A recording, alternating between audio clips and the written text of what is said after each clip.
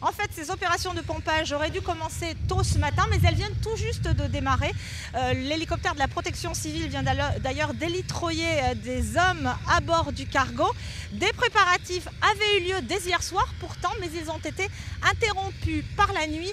Je vous invite à découvrir le reportage qu'ont pu effectuer ce matin David Frotté et Bruno Van Wassenhoff. Pompe installée, amorcée, le pompage des cuves du cargo a pu recommencer ce matin après une nuit d'arrêt. Les pompiers viennent de recevoir du renfort pour le grand nettoyage. Nous allons avoir des missions de dépollution terrestre des plages et ainsi que l'aide aux ostréiculteurs dans le cadre de la dépose de barrages flottants permettant de limiter la progression éventuelle des hydrocarbures sur la ria d'Etel. 4 barrages sur 500 mètres de distance, en amont pour bloquer le pétrole à l'entrée et en aval pour protéger les parcs à huîtres, sauf que... Il y a des irisations actuellement sur la ria d'Etel qui nous paraissent bien sûr anormales. Des prélèvements ont été faits sur l'ensemble de la ria d'Etel et sont encore en cours aujourd'hui et nous permettront de dire si ces irisations sont dues à des matières qui se sont échappées des cuves du bateau.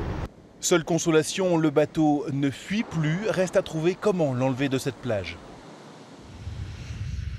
Voilà, donc on devrait en savoir un petit peu plus dans la journée et observer ces opérations de pompage. En attendant, eh bien, le spectacle du cargo a attiré encore beaucoup de curieux ce matin ici sur la plage d'Erdevenne.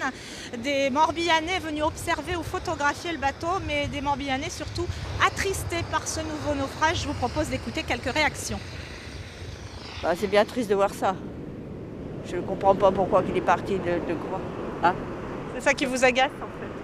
Oui, parce que tout va être pollué, on n'a plus rien à la côte, nous. Justement, tous ces jours-ci, on disait on va aller chercher du goémon.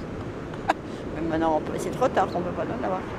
Si on avait su, on serait venu chercher du gasoil pour mettre dans la chaudière. Il n'y a pas grand-chose. Si il y a que 130 tonnes, ça fait 5-6 camions, c'est pas grand-chose. C'est pas du pétrole, c'est du gasoil. C'est grave parce qu'il y a beaucoup de fuel sur la plage, quoi. Ça vous met en colère de voir ça? Oui.